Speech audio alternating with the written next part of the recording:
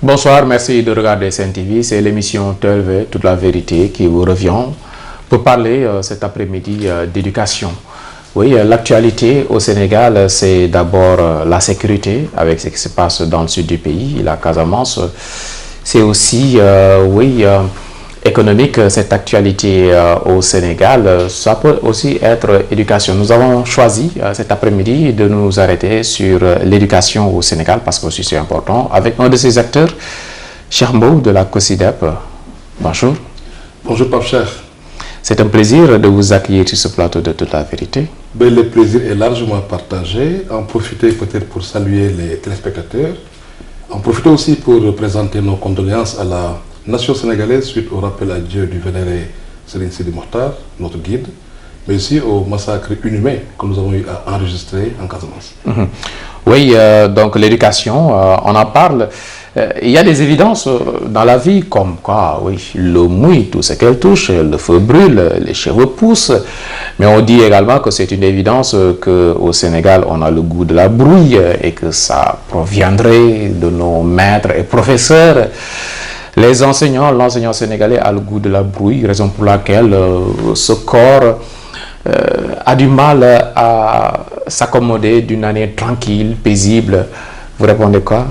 Oui, bruit ou bruit, ça peut ramener toujours au même constat. Vous le savez, l'enseignant de tout temps a toujours été ce citoyen très critique qui a eu à participer même à l'émancipation des peuples. Si vous regardez simplement l'histoire du Sénégal par rapport à son indépendance, ce qui était en avant, c'était les enseignants. Donc ils sont attendus justement dans cette réflexion très critique qui peut ressembler pour certains à une bruit, à des gens qui perturbent, mais ça peut ressembler à d'autres à une nation qui vit. Et quand on vit, il faut évidemment qu'on puisse faire face à des questions éminemment complexes qui nécessitent des échanges très profonds.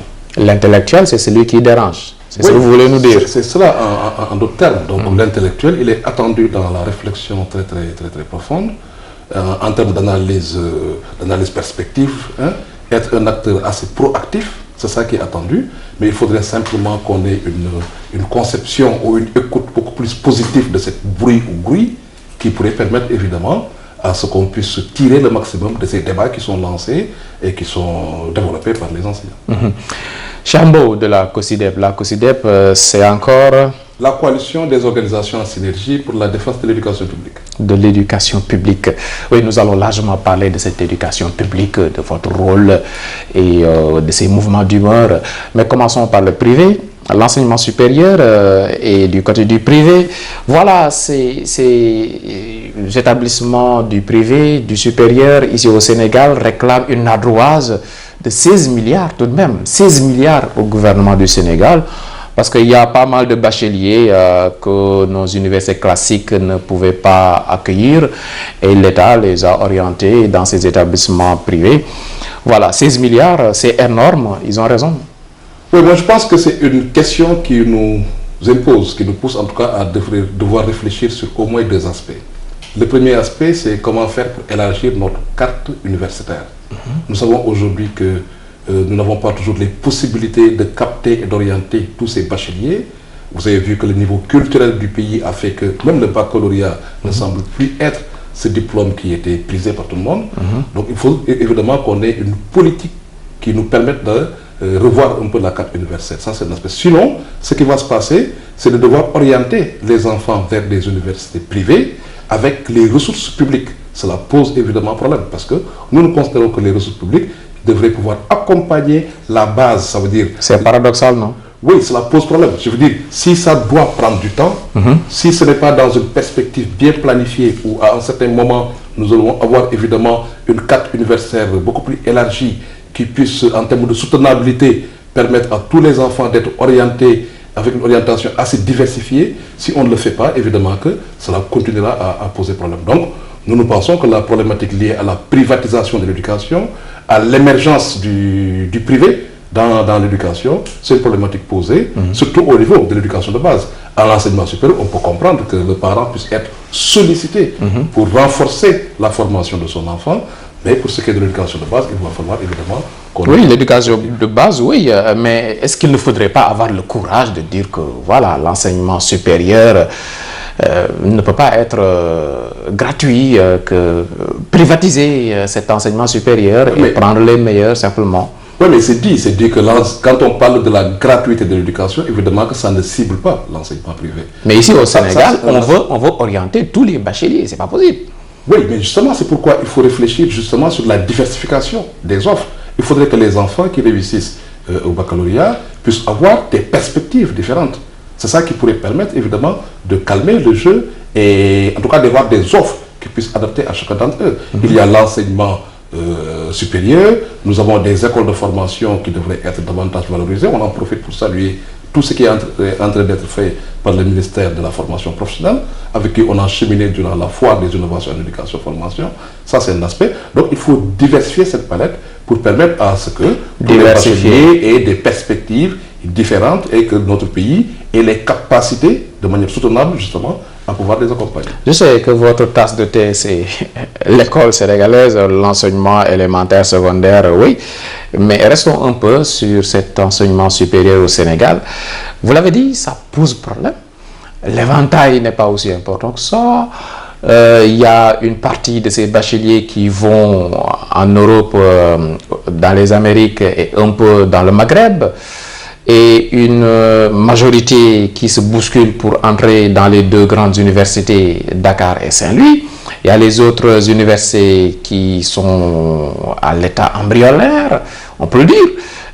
Et voilà, il y a le privé, des établissements dont on ignore même la vocation par moment.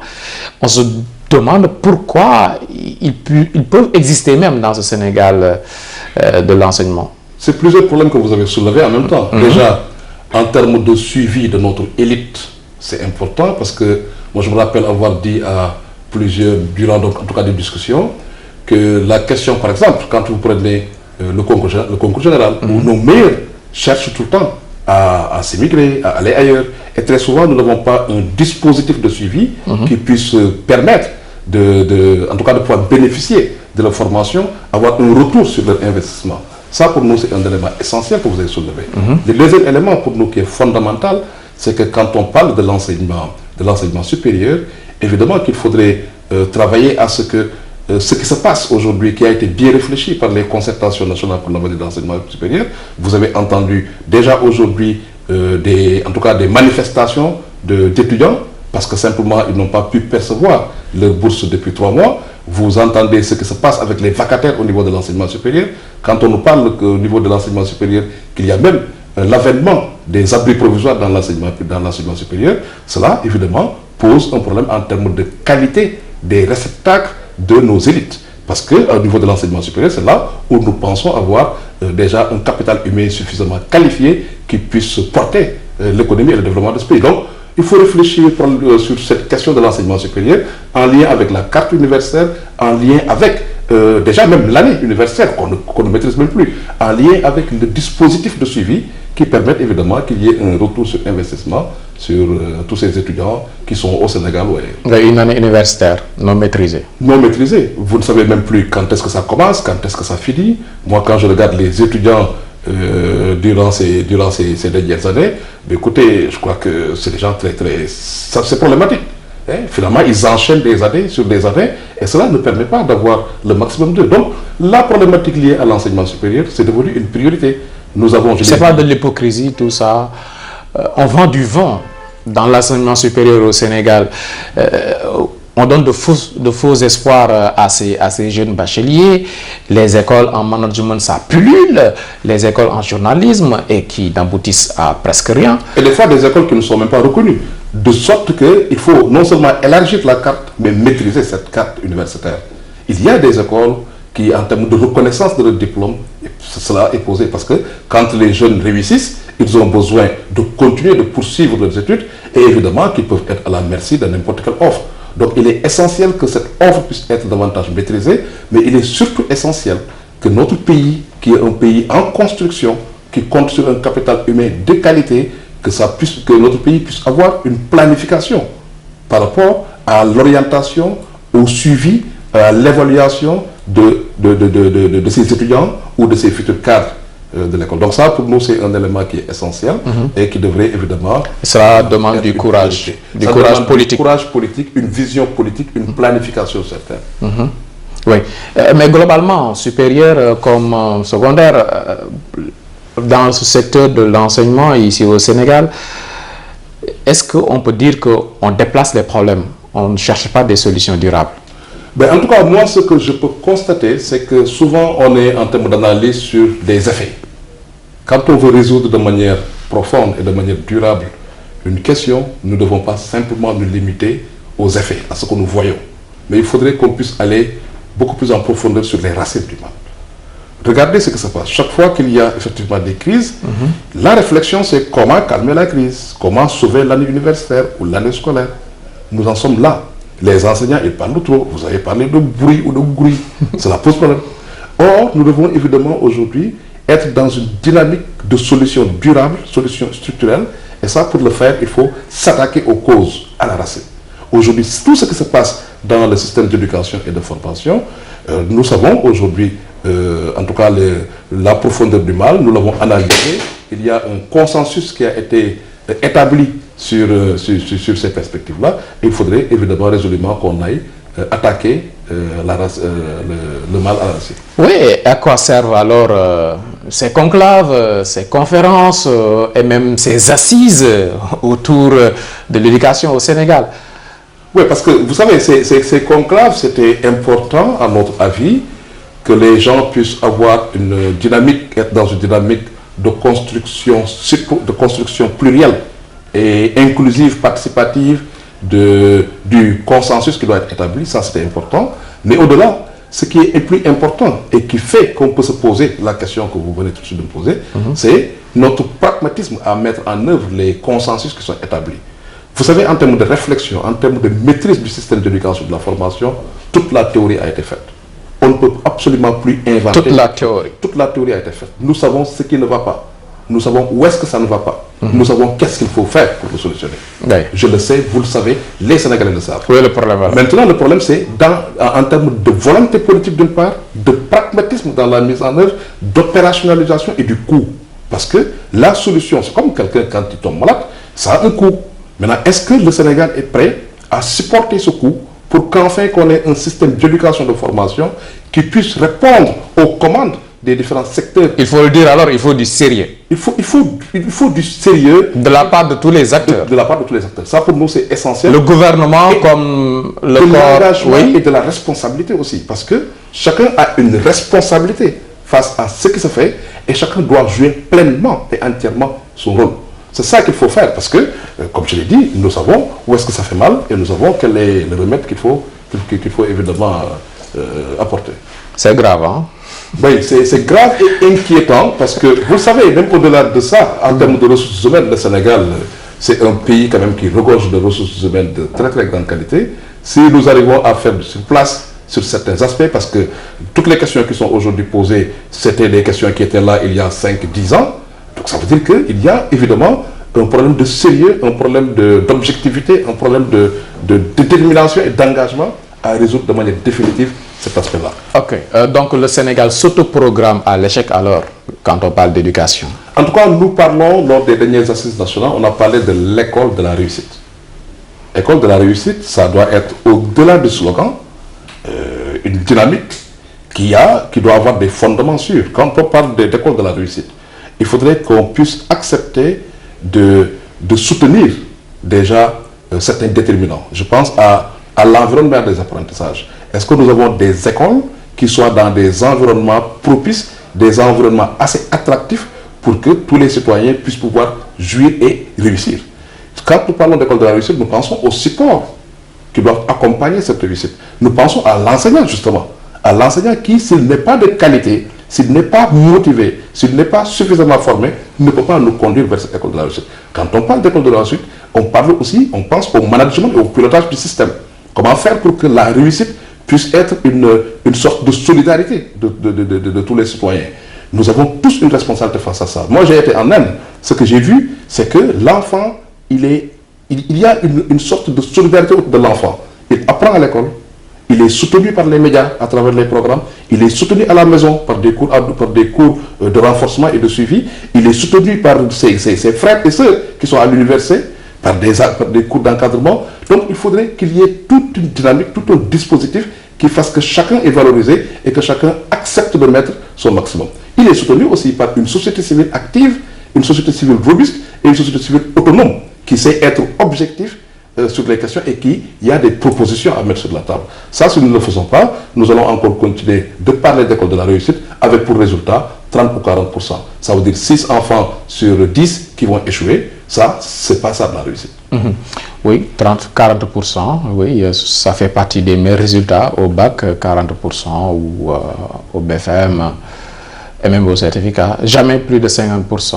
Oui, et ça, cela est inquiétant. Nous le savons en matière pédagogique. Nous, ce que nous avons appris, c'est qu'une école de la réussite, c'est au moins que 80% des apprentissages puissent être maîtrisés par 80% des apprentissages. Et c'est des milliards de pertes, hein? C'est des milliards de pertes. On investit sur des enfants qui redoublent, des enfants qui quittent l'école avant les 10 années d'obligation scolaire, des enfants qui peuvent intégrer qui peuvent aller à l'école sans avoir les compétences de base. Donc, de ce point de vue-là, je pense que la problématique liée à la crise des performances, à la qualité de l'éducation, c'est une problématique qui doit nous intéresser, d'autant que nous sommes maintenant à l'ère des objectifs de développement durable.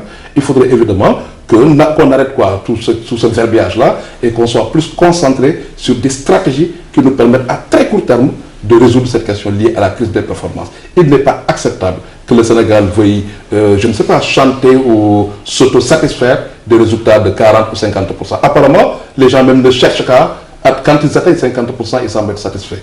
Ça, c'est du gâchis, c'est de l'échec, ce n'est pas une école de la réussite. Et pour le faire, nous savons ce qu'il faut, sur quel bouton il faut appuyer. Nous le savons, il faut simplement qu'il y ait, comme vous avez dit, plus de détermination pour que l'école... Et de sérieux. Le mot crise, vous l'avez lâché à 3 reprises, crise. Oui, parce qu'il y a plusieurs crises. 3 reprises, crise des performances, on fait des résultats piètres. Crise de confiance, les acteurs ne se font plus confiance. Quand le gouvernement parle, les syndicats ne croient pas à ce qu'ils disent. Quand les syndicats apprécient, le gouvernement pense qu'ils sont en train de minorer ce qu'ils font comme truc. Donc ça aussi c'est une crise. Il y a aussi une autre crise liée à l'orientation. Nous l'avons dit tout à l'heure. L'orientation. Donc il y a plusieurs crises. Crise même des données. Crise des données parce qu'aujourd'hui, nous savons qu'on a un gap en termes de données qui ne nous permet pas de mieux planifier le système d'éducation de formation.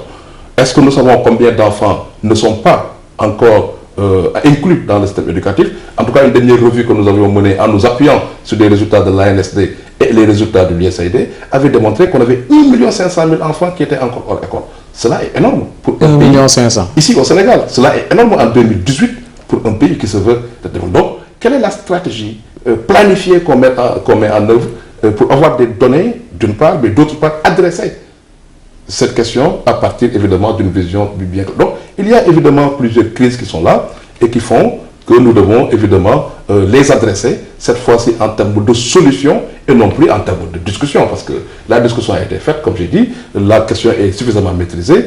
Le reste, c'est le pragmatisme et la détermination, l'engagement et la complémentarité des différentes parties prenantes. C'est ça qui nous permettra enfin de vider ces... L'école sénégalaise est en crise, c'est clair. Oui. Oui. Donc nous allons dans la seconde partie essayer de diagnostiquer cette crise et puis essayer de parler des finances même dans ce secteur de l'éducation parce qu'on en parle beaucoup et de sa politisation. C'est dans la seconde partie de cette émission TLV Toute la Vérité qui reçoit donc le président de la COSYDEP, Cheikh Mbow, enseignant à la base. C'est ça. Enseignant à la base, Cheikh Mbow, aujourd'hui dans les stratégies, l'organisation. Ok. Une courte pause pour de la pub avant de revenir.